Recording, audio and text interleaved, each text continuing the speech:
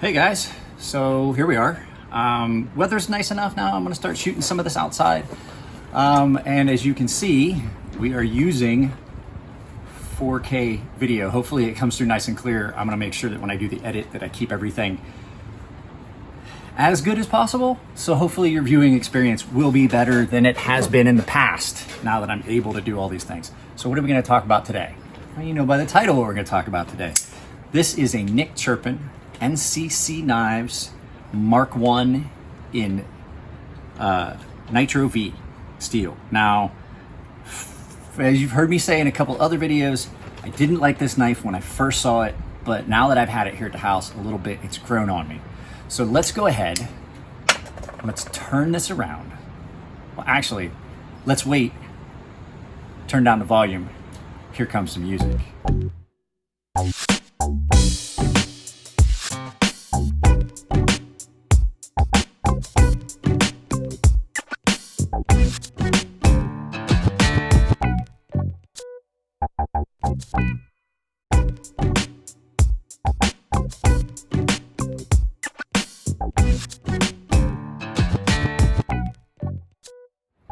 So, like I said, this is the Nico Chuprin Design Mark 1 that Nico picked up at the California Custom Show last year. And I wasn't such a big fan of it at first, like I said.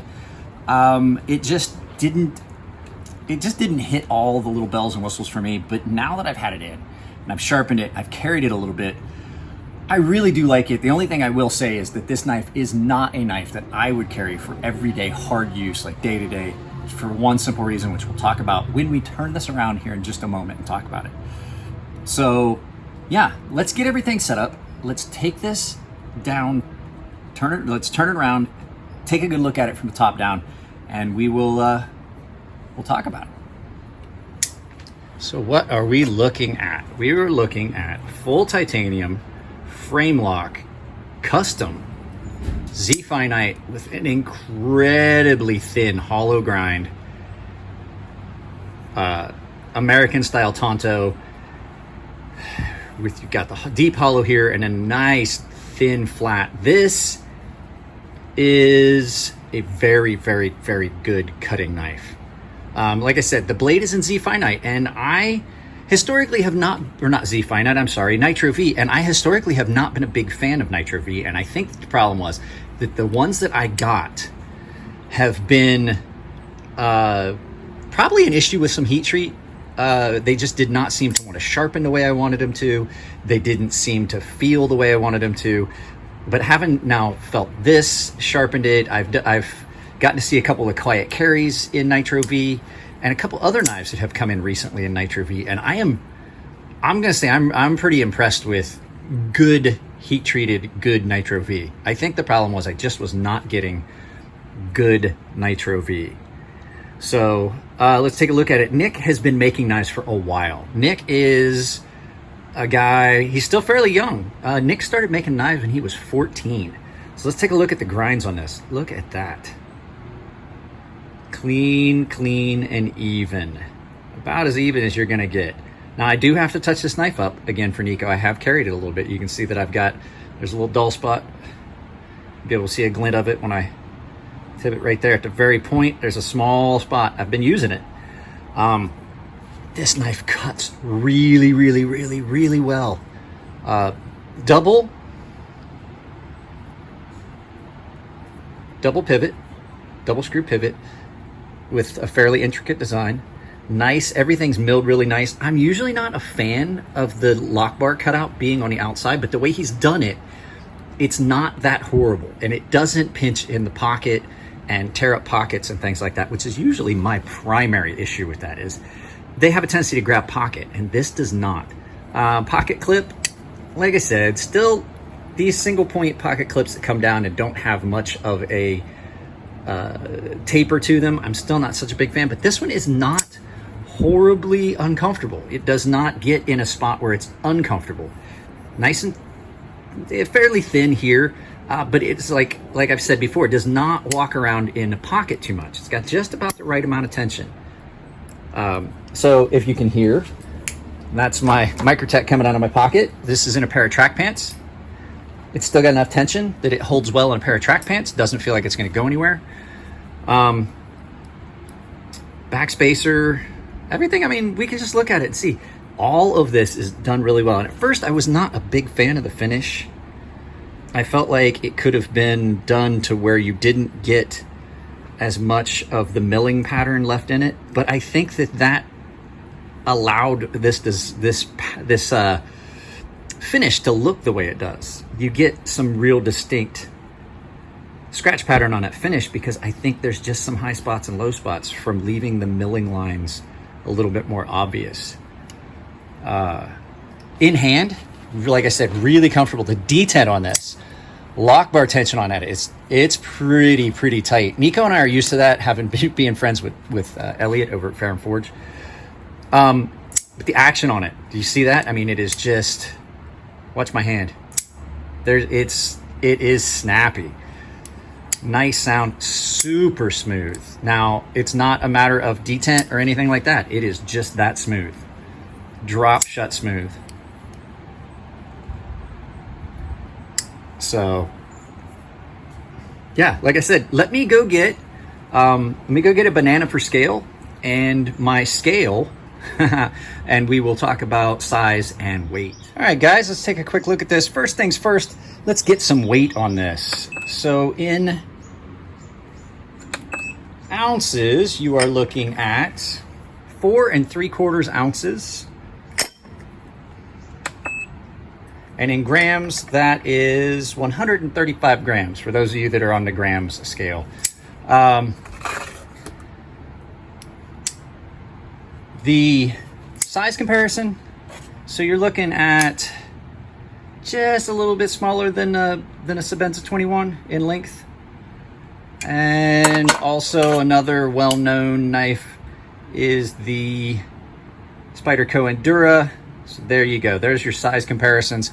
I will go get my actual numbers on the sizes and post them up right about here.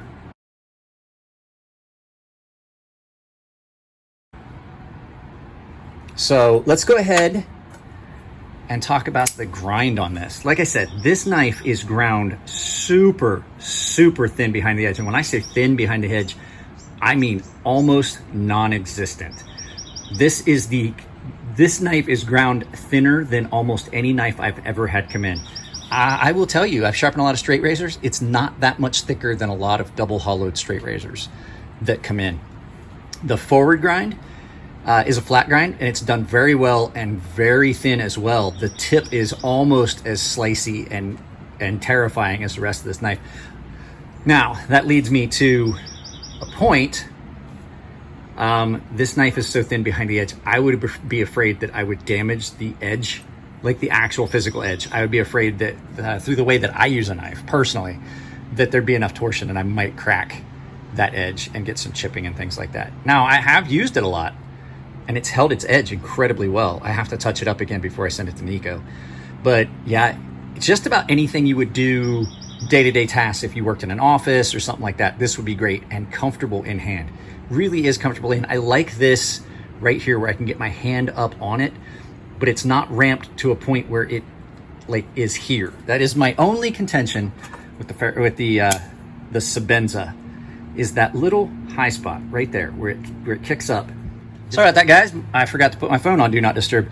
Like I said, you get a spot where you can come up and get your thumb up on it and get some extra leverage, and it is very comfortable in that grip. And then it transitions up into your swedge. So overall, really attractive knife. Let's turn this around and finish talking about it. So what are my final thoughts on this? Well, this is a very nice custom knife, and it is one of the best custom knives I've had come in a long time. I would say it is second only right now as far as customs that have come in. I would say the Touch, Nico's Touch, that is still here, that's gonna go back with this. He sent them both at the same time. He lucked out and he got two incredibly well done custom knives. He got the Touch in Portland, he got this one here in Cali. And like I said, Nick knocked it out of the park with the execution on this. Is it a knife for me? Probably not. this would be something that at the price point, I'd be afraid to use it. And so it wouldn't wind up in my collection. But Nico does, and it does use it and is going to use it. So for him, it's great. It's not a huge knife. As you saw, I put in the specs, the picture. And so you're getting a knife that is in a nice size and everything. The only downside I would say is this, the last time I saw one, was listed at $999. So basically it's $1,000 knife. So not gonna throw out what Nico paid for it. We did not pay that. That was a show price. You can get deals on some stuff at shows, especially if you can get them on lotteries. So yeah, this is just another one of those custom knives that a lot of people might not know is out there, but they're great. And Nick's just a good guy. We had fun. We like talking with Nick. We had a good time talking with him. He was hanging out with Elijah Isham and I think Jeremiah from PVK. And yeah, so we had a lot of fun. He's just generally a fun guy to hang out with, but like started making knives when he was 14 years old. So guys, that's all I can say about the Nick Chuprin Mark 1. Man, that action is snappy. So if you ever get a chance to maybe pick one of these up on the secondary market and they're not crazy expensive, I'd give it a go. Really, really well made. I failed to mention though, the only thing I don't like about it is only got screws on one side for disassembly, as opposed to having screws on both sides and a shoulder in the middle. I prefer knives, not necessarily for the disassembly factor, but just the overall symmetry and aesthetics. I prefer knives that have the double screws into a backspacer or a standoff. But I mean, I can understand, each designer, each maker has their own taste. I just personally think that the symmetry of it, if you're gonna have a $900 to $1,000 knife, that it should look as good on the show scale and the lock scale. But hey, I'm not the maker of this knife, so it's still a great knife. Lockup's amazing. So guys, that's it for this. If you saw earlier, I posted up for the members. If you're a member, you saw that I posted up the first giveaway for the exclusive giveaway for members. I'm going to be doing more stuff like that for you guys. I have a few things lined up. Right now we're doing this. Nico and I have something else in the works. I'll let him announce that. But I am about a week behind on this. I said I was going to do some of this stuff earlier this week, and I'm just now getting around to it. So at any rate, guys, if you like them, give them a thumbs up. If you don't like them, give them a thumbs down. Up in this corner is going to be a subscription link. No, it won't. Up in this corner will be a video that YouTube thinks you like. Down in this corner will be a link to a channel. I haven't decided who it's going to be yet, but you'll see. Up here will be a subscription link, and down here is going to be a link to the join tab where you can go and you can actually join as a member. Another thing, we have a new member, which you saw in the very beginning tile. So welcome, Chana, to the membership. So guys, I love you all. Take it easy. Have a good and safe upcoming weekend. And let's see, did the camera? Nope, it didn't. I gotta come behind.